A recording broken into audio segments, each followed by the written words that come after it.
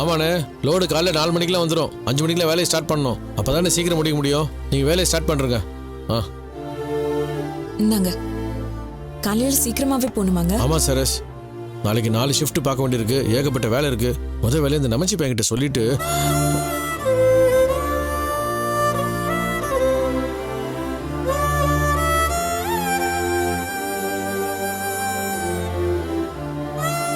மறந்துட்டேன். இனிமேல் நம்ம வேலையை நம்மளே பார்த்தா தான் கரெக்டாக இருக்கும். யாரையும் நம்ப தேவையில்லை. நம்பின வரைக்கும்லாம் போதும். சரி, என்ன காலை சீக்கிரம் எழுப்பிவிடு.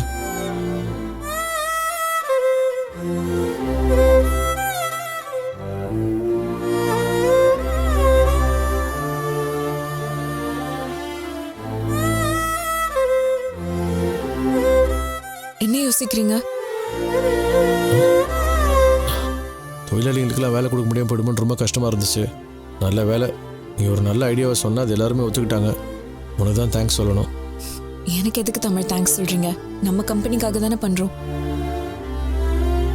இருந்தாலும் மேக்னாவை நினச்சா எனக்கு ரொம்ப கவலையாக தான் இருக்குது. ஏன்? இல்லை, இத்தனை நாள் அவங்க எவ்வளோ நல்லது எனக்கு பண்ணியிருக்காங்க. கடைசி வரைக்கும் அவங்க என் கூட நிற்பாங்கன்னு நினச்சிக்கிட்டு இருந்தேன். ஆனால் கடைசியில் இப்போ அவங்க நமக்கு எதிராக மாறி ஒரு எதிரியாகவே நிற்கிறாங்க. தமிழ், அவங்க மட்டும் நமக்கு நல்லது பண்ணல, நீங்களும் அவங்களுக்காக நிறைய நல்லது பண்ணிருக்கீங்க. நீங்க ஐடியா கொடுத்து தான் அவங்களோட ஒரு ப்ராடக்டே நல்ல சேல்ஸ் ஆச்சு. அதனால என்னமோ நாம தான் அவங்களுக்கு நன்றி கடன் பட்டுட்டோம்னு நீங்க நினைக்காதீங்க. அதுக்கு இல்லை சரஸ், மேகனா உண்மையிலேயே ரொம்ப நல்ல பொண்ணு தான். அப்பா அம்மா இல்லாமல் தனியாளாக இவ்வளோ பெரிய கம்பெனி உருவாக்கியிருக்காங்க. அவங்க நமக்கு எதிராக நம்ம கம்பெனி அழிச்சிருவேன்னு சவால் விடுறது தான். அந்த அளவுக்கு மனசாட்சி இல்லாத பொண்ணா அவ இருக்கா? அவங்க அப்படி இல்லை சரஸ். இந்த அர்ஜுன் தான் அவங்களை தப்பாக கைட் பண்ணிட்டு இருக்கான். ஏங்க, மேக்னா என்ன சின்ன குழந்தையா? அர்ஜுன் எவ்வளவு பெரிய கிரிமினல்னு அவளுக்கே நல்லா தெரியும். அவ தானே அவனை அரெஸ்ட் பண்ண வச்சா. இருந்தும் அவன் கூட சேர்ந்து இந்த வேலையெல்லாம் பண்றானா என்னங்க அர்த்தம்?